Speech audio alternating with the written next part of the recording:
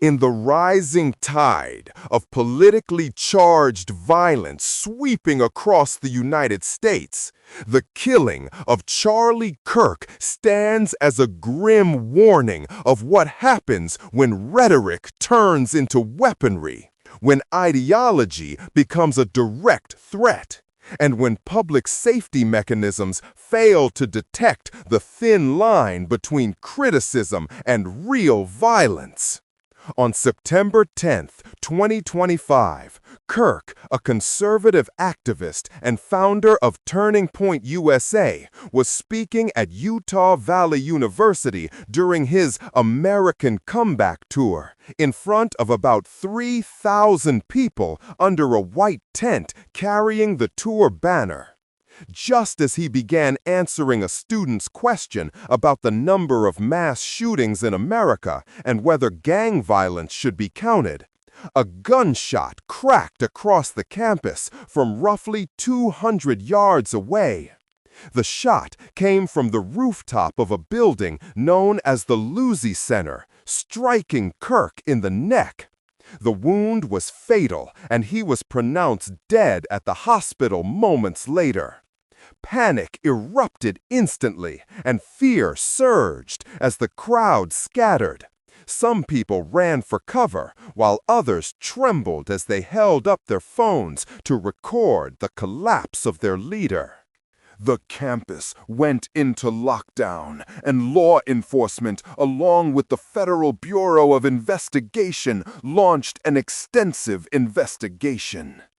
Spencer Cox, the governor of Utah, called the killing a political assassination, sparking a national debate over how deeply political motives have infiltrated violence in America.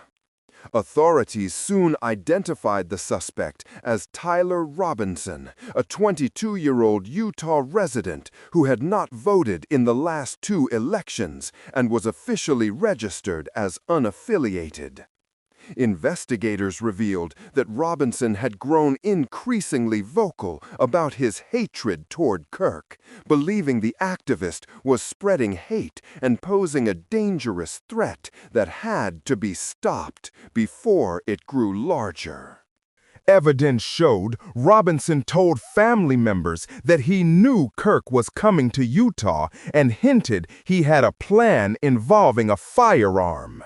Online traces revealed Discord messages referencing a weapons pickup drop point, bullets marked with graffiti like "Hey, fascist, catch!" and lyrics from the resistance song Bella Ciao, as well as memes and trolling phrases like "Oh whoa, what's this?", all suggesting this was not a random crime or an impulsive act, but a politically framed attack. The political motive was underscored by the fact that Kirk was a public conservative figure who routinely voiced controversial views on immigration, free speech, replacement theory, education, and the role of government on campus, earning him both devoted supporters and fierce ideological enemies. After Robinson was arrested, thanks to a family friend who turned him in, prosecutors filed charges of aggravated murder, discharge of a firearm causing serious injury, and obstruction of justice. Governor Cox stated that physical evidence, including shell casings with graffiti, surveillance footage, and digital activity mapping Robinson's movements and weapon sourcing, proved this was a premeditated act rather than a spontaneous outburst. Former President Donald Trump declared that authorities had captured the suspect with high confidence, while political leaders on both sides condemned the assassination and urged a lowering of rhetoric, warning that America risked spiraling further into political violence. Public reactions were immediate and polarized, with social media exploding in blame toward both the left and the right, spawning conspiracy theories, while human rights groups and academic voices warned this could become a precedent of ideological hatred, transforming into killing if no social or legal control. The shooter had worn dark clothing, a cap, and sunglasses while carrying a long rifle, which surveillance footage captured, painting the image of someone determined to stay hidden within a crowd while carrying out an extremely high-risk act. Not just to kill, but to make a statement that political differences no longer end in debate or protests, but in death. Experts describe the act as a reflection of a global trend, yet with uniquely American features. The blend of free speech, gun availability, partisan identity, polarization, and the rapid spread of hate-fueled narratives on social media. If political motive is legally confirmed as the main driver, this case could become a test of how the justice system and security agencies respond to political violence, especially against controversial figures. It raises questions about whether campus police, local security, and federal intelligence can provide protection for public speakers not based on popularity, but on real-world risk, and whether gun laws and ammunition distribution should be tightened to prevent ideologically marked bullets from becoming deadly propaganda tools. The incident also raises ethical questions about free speech. If speech is seen as dangerous, should it be restricted? And who decides those limits? Many warn that if this killing is treated as a random crime rather than political violence, society will lose the chance to prevent future attacks. The national and global public now demand answers, not just about who pulled the trigger, but what pushed him to do it.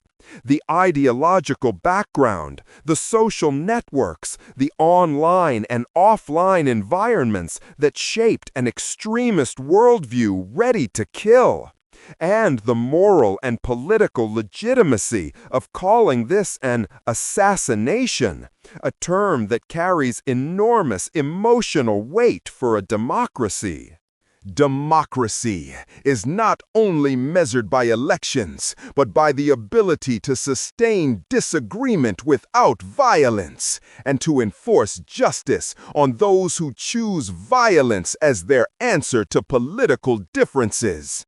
The killing of Charlie Kirk could become a tragic example and a crucial lesson about how uncontained polarization can erupt into tragedy, not just for one man, but for an entire society.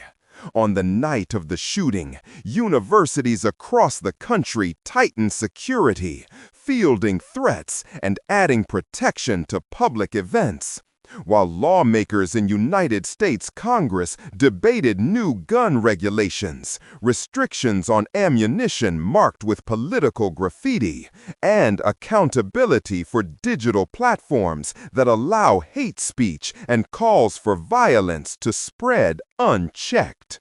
These reactions highlight that political motive is not only about personal ideology, but about the structures of power, culture, and law that allow guns, identity politics, and viral conflict to thrive in public space without legal filters. The upcoming trial may decide whether Tyler Robinson faces the death penalty in a state where capital punishment is legal for aggravated, politically motivated murders. The victim's family has called for Kirk's legacy to focus on advocacy, free speech, civic education, and peaceful persuasion rather than intimidation or violence. While the public demands that justice go beyond punishing the shooter and confront the root causes, from extremist rhetoric on social media to political segregation and loose gun laws. This failure was not just about one man, but about a system that allowed hatred to escalate unchecked. This assassination is now a test of American democracy's ability to protect free speech, justice, and civilian safety in the face of identity-based division. If political motive is accepted in court as an aggravating factor, the Kirk case could set precedent for new legislation and tighter security for campuses and public spaces. If mishandled, political violence will likely continue with new victims waiting. As evidence shows, American society stands at the edge where disputes could explode into open conflict. If vigilance fades, public safety can no longer be assumed in any public space, especially for those who take controversial public stands. The story of Charlie Kirk is not just one of loss, but of warning that democracy requires responsibility from all sides: citizens, political leaders, law enforcement, media, and digital platforms, to rebuild a space for dialogue that is safe and humane. Because without dialogue, fear will keep growing and bullets will keep speaking.